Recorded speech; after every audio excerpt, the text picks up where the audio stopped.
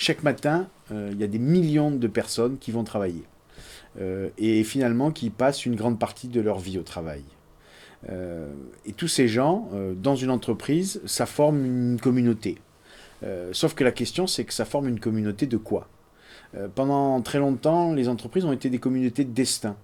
On y travaillait toute sa vie, on y rencontrait sa femme parfois, on y faisait embaucher ses enfants. Les entreprises ne sont plus des communautés de destin, puisque les salariés savent que malheureusement, ils devront, soit pour progresser dans leur carrière, soit parce qu'ils vivront une période de chômage, quitter l'entreprise. Donc les entreprises ne sont plus des communautés de destin. Elles sont des communautés d'intérêt, mais l'intérêt est de plus en plus discuté, cette question de l'intérêt, puisque la richesse qui est produite est redistribuée entre les actionnaires, les dirigeants et les salariés, et de manière parfois vécue comme injuste, inéquitable. Donc ce ne sont plus vraiment des communautés d'intérêt. Ce ne sont pas des communautés de valeurs. Il y a une étude qui a été faite l'année dernière où 35% des DRH affirment qu'ils ont fait des actes qui n'étaient pas conformes certaines fois à leurs valeurs personnelles. Donc les entreprises ne sont pas des communautés de valeurs, parce qu'il y a autant de valeurs que d'individus et que la valeur c'est quelque chose de très intime. Alors ce sont des communautés de quoi? Moi je pense que ce sont des communautés de désir.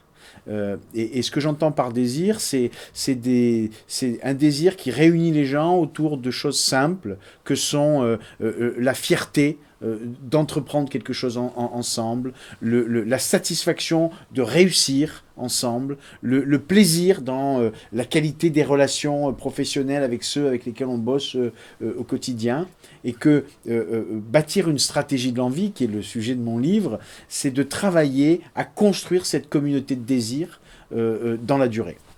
J'ai effectivement travaillé sur le sujet de l'envie parce qu'il y a une différence fondamentale entre la motivation et l'envie.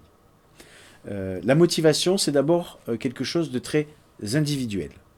Je suis, à titre individuel, motivé ou pas.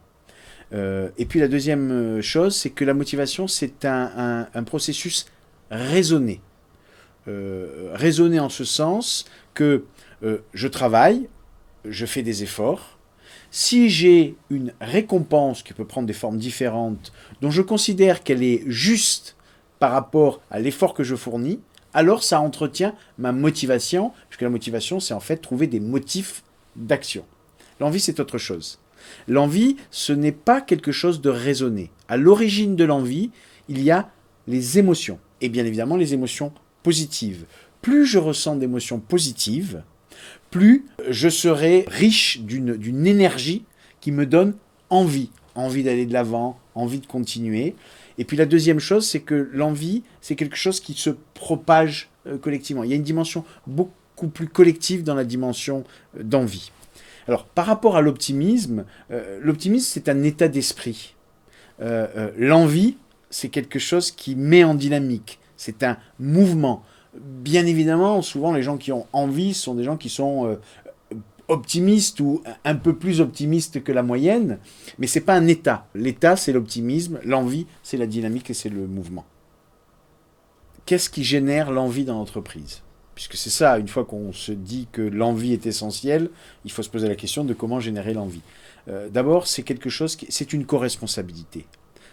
C'est à la fois un sujet pour les directions générales, c'est un sujet pour les DRH, c'est un sujet pour les managers, c'est un sujet pour les communicants. Ça nécessite une stratégie de l'envie, que le dirigeant regarde son entreprise un peu différemment et se dise, mon entreprise n'est pas là, la fonction première, la finalité de mon entreprise, ce n'est pas le profit.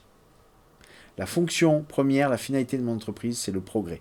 Le progrès social, le progrès technologique, le progrès économique. Et si je fais du progrès, alors je ferai du profit indispensable pour continuer à croître. Et ce faisant, il inscrit son action et celle de son entreprise dans une dimension positive et dans le long terme. Et puis par ailleurs, les dirigeants sont des êtres de raison. Ils ont des discours extrêmement rationnels.